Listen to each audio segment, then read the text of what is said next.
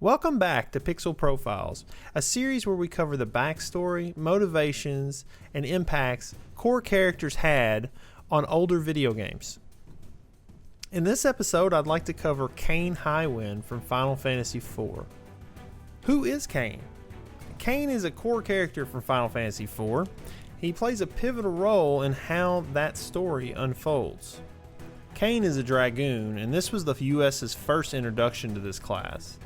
Dragoons typically wear full body armor that emulates a dragon's appearance. It looks awesome, by the way.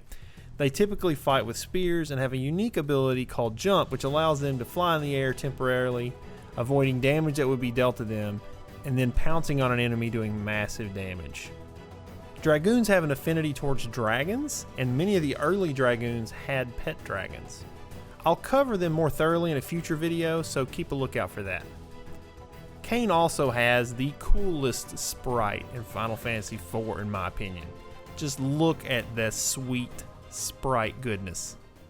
So let's talk about Kain's backstory, and it is a complicated one. He was actually born to Philip and Alina in the city of Diest, which is a city where Dragoons lived in Final Fantasy II. Kain doesn't appear to know this, though, as he believes that his father is Ricard Highwind, and he carries that Highwind surname. Philip, Kain's real father, was actually killed in a siege on Diest, and Ricard actually takes Kain along to train him as a Dragoon. Kain is then adopted by the King of Baron after Ricard dies mysteriously. It's here he meets his adopted brother, Cecil. Cecil's the main hero of Final Fantasy IV, and Cecil, Kain, and their friend Rosa form a strong bond as kids. Kain becomes a childhood rival of Cecil's, each attempting to win over the king's affection. Kain also has feelings for Rosa, but notices that Rosa has feelings for Cecil, so he keeps his feelings a secret.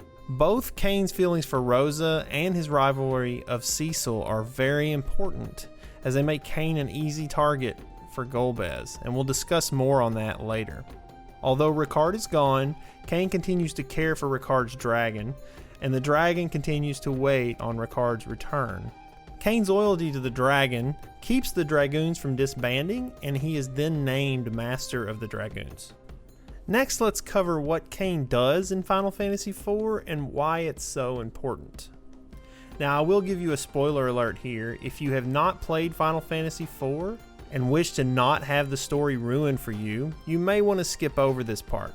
Actually, there are spoilers intermingled the rest of this video, so it might be best to skip the video. You've been warned. Why is Kain so important? Well, Kain is there every pivotal moment of the game. He's initially sent to the Village of Mist with Cecil, where they unknowingly unleash havoc on the city. And they start that by defeating the Mist Dragon, who was Rydia's mother's dragon, which caused Rydia's mother to die. After Quake is cast in the Mist Village, Kain disappears, and he's gone for a while. He returns after that disappearance to Fabule with Golbez, and this is when Golbez acquires the crystal. Kain comes in, knocks Cecil down, takes the crystal, and kidnaps Rosa. And it's here that you discover that Golbez has Kain under a control spell, and this remains a pretty solid cadence for most of the game. After Rosa is kidnapped, Kain becomes her sole guard, the Tower of Zot, and he's insistent on this. Kain then delivers the terms for Rosa's release, which are retrieve the Earth Crystal and exchange it for Rosa, to the party. Of course, when the party delivers the Earth Crystal, Golbez backs out of the whole situation and instead decides to keep Rosa. It's here that Tella, the sage, who's a badass, hits Golbez with Meteo, breaking his control spell on Kain. Kain then joins the party and assists in saving Rosa.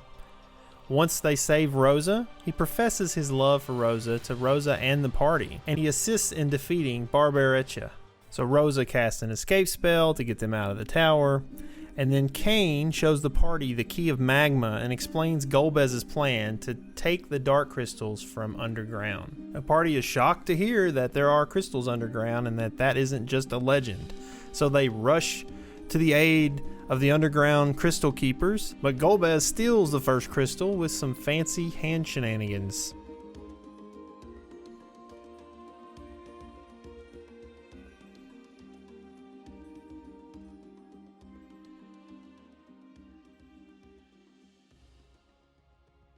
This means that there's only one crystal left, and it's in a sealed cave. The party's pretty confident that it will stay there untouched, so they assault Golbez's headquarters, but they're unable to take any of the crystals from Golbez. So they return to the sealed cave to go and secure the last crystal.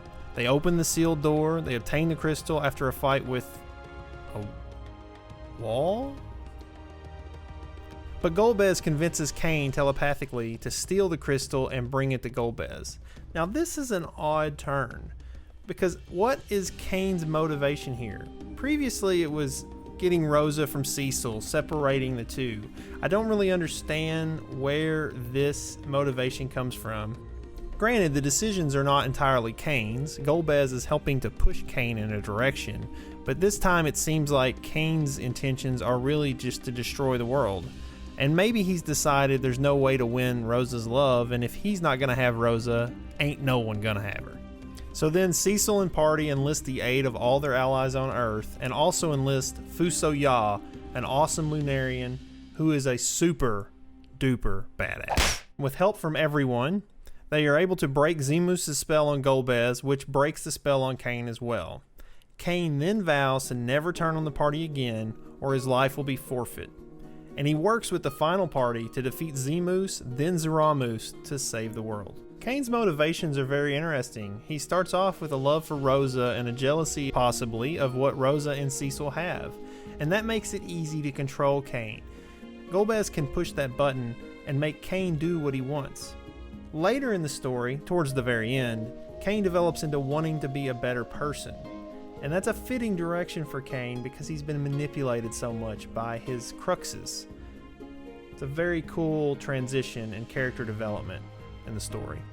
That pretty much does it. I'll end the segment with some interesting facts.